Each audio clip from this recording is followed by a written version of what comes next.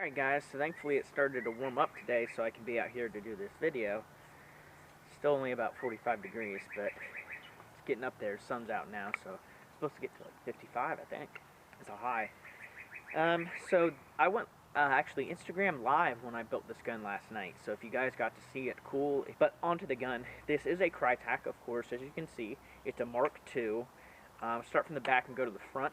So it is a standard crane stock by KRYTAC, metal buffer tube, ambi sling mount, Defiance pistol grip.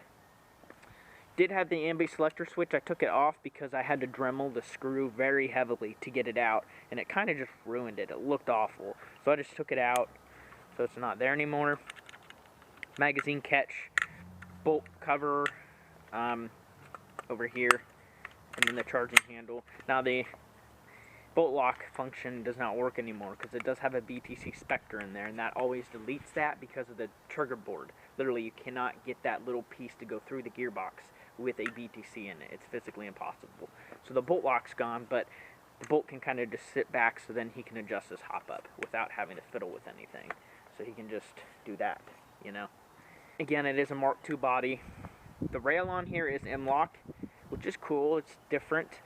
Obviously, there's a rail on the bottom here. This thing would be awesome. A nice flashlight, a T1 red dot, a vertical grip on the front, or an AFG.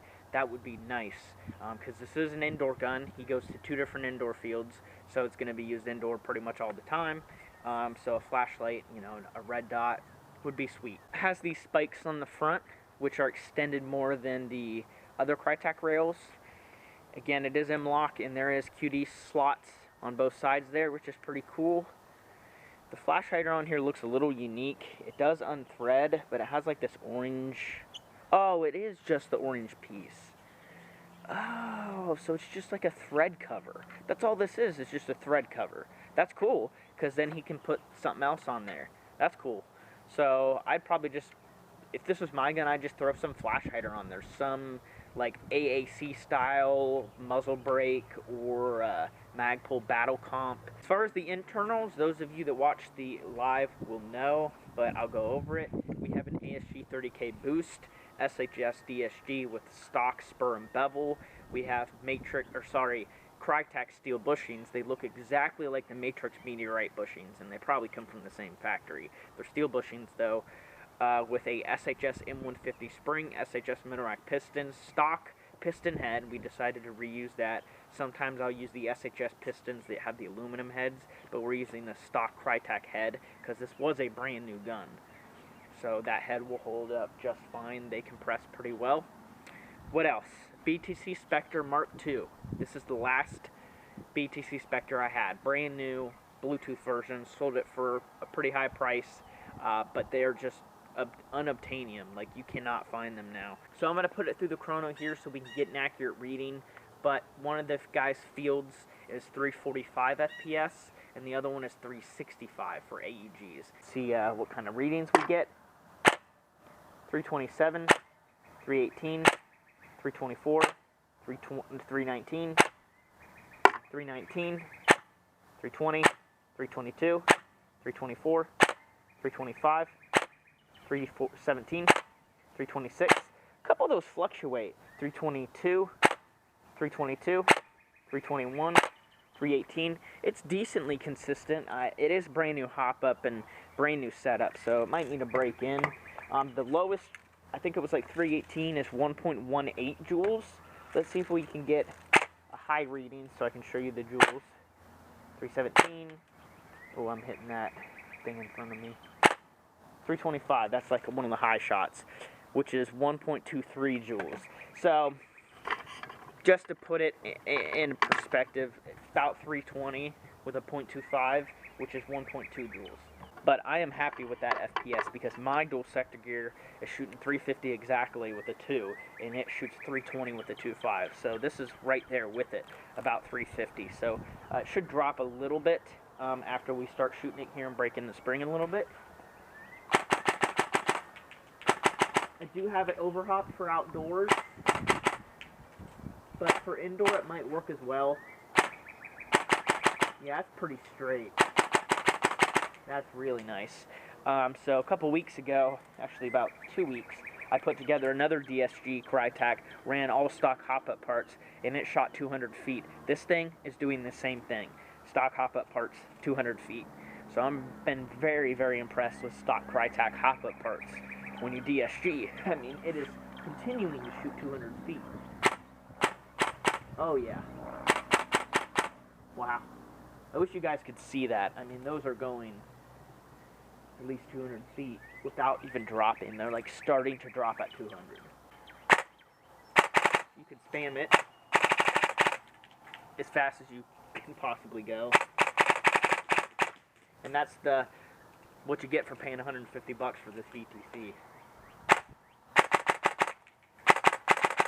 Now for the settings, I did turn active braking off completely, and I pre-cocked at 5 milliseconds, which isn't much. If I do it by 10, it over spins a couple times.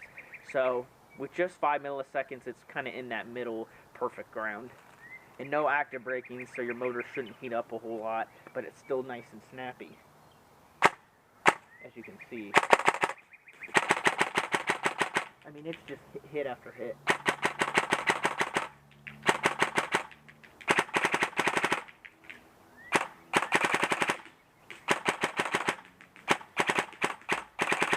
Alright, let's get a burst of full auto. I did test with this exact battery, which is I forgot to mention, I mentioned it on my live stream.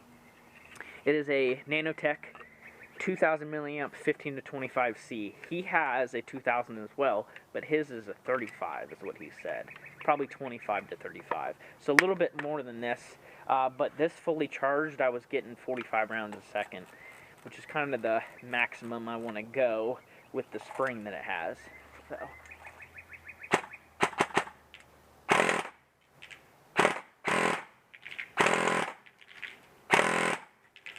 that's pretty good.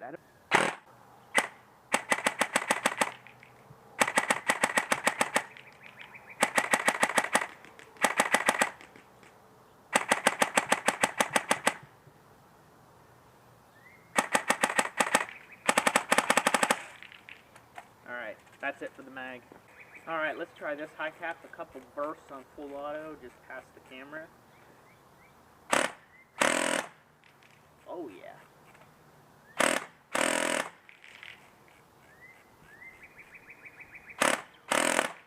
Alright, on that second mag here. See, that's not really that overhop.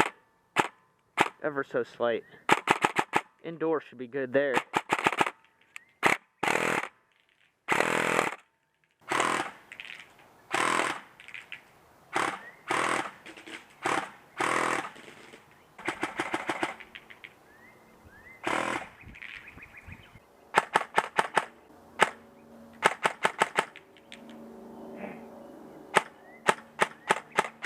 It's just point and shoot.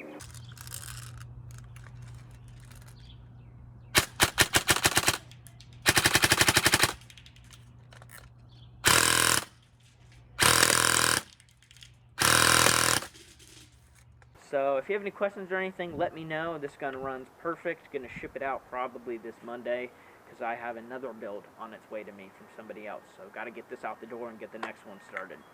So I'll see you guys on the next video. Told me he only plays indoor. I'm pretty sure it was him. I'm dealing with a couple customers at the same time, so it's hard to remember.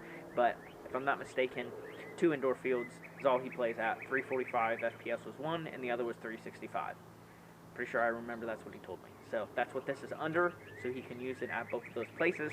But if he does go outdoor, hopefully they allow full auto, because this gun on semi is going to be at a bit of a disadvantage, even though you can shoot 200 feet, but you're just shooting 350 with a .2, you know, 1.2 joules.